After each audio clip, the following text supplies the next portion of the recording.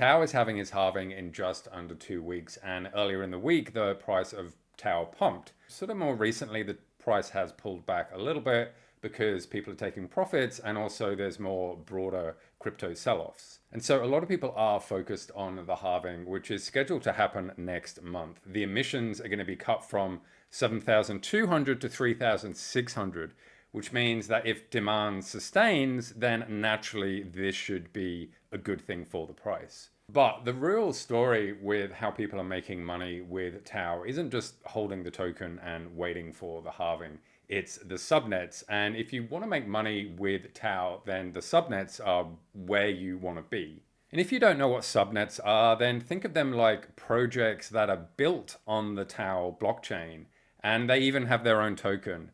So how they work is you stake TAO, you get the subnet token as a reward, and if the subnet takes off, the gains can be huge. For example, Polymarket, which is a sports prediction market based on Subnet 50, this saw big gains outside of what TAO was actually doing. And on there, 3 grand went to 10 grand in the space of just 30 days. If you're still a little bit unsure about subnets, I'll explain them a little bit more in a tick. But right now, you might be thinking, oh, okay, so I put some money in one of these subnets, it goes up, and then I make more money. Like, how's that different from any other crypto project? Well, the difference with the subnets is this. There's the halving. So that means that because there's less TAO to stake, it means your share of the subnet could be bigger after the halving.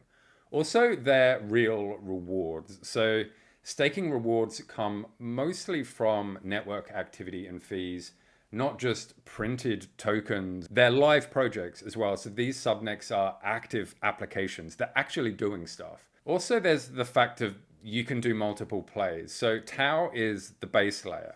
So staking across multiple subnets lets you earn on several of them at once, all just using TAO.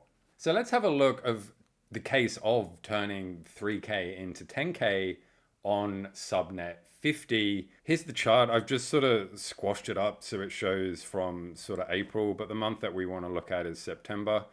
If we sort of come to the beginning of the December and sort of come up to roughly the highest point, we can see an increase of 350%. So any sort of point during this rise, you could have unstaked your stake and taken profits, based on how much liquidity there was. And the reason people think why this sort of jumped up so quickly is because this started sort of back in January, and it was a standalone forecast data engine, which is pretty much the unsexiest name you could ever give anything. But what happened is Polymarket actually looked at this and they thought, oh crap, we could actually use that because it's got a lot of good info that what we want. And so mid-December, they pretty much joined up and they teamed up with it. And also a lot of institutions and custody firms started getting into TAO in general around this time as well. And so these things might have had an impact on what we're seeing right here.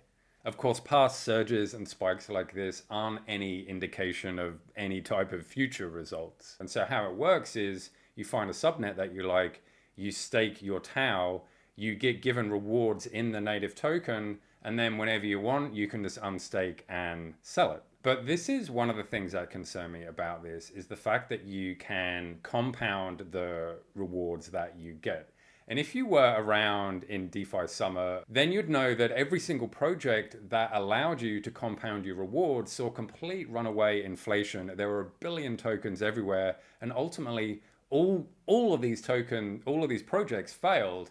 And in my opinion, that's sort of one of the things which made DeFi summer come to a crashing halt. And so what's the difference between TAO staking and rewards?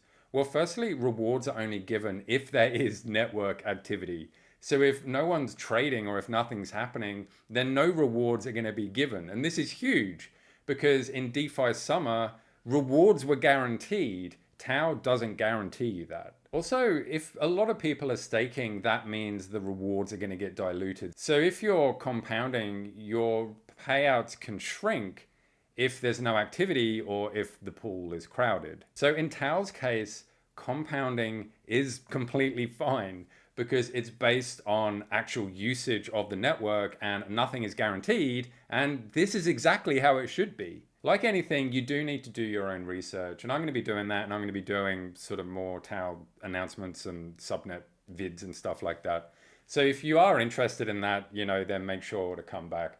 But what's important to remember with TAO is that all of this is based on the one sort of foundation, the TAO token. TAO is going to become 50% more scarce, which isn't just bullish for TAO, it's bullish for all the subnets building on it too.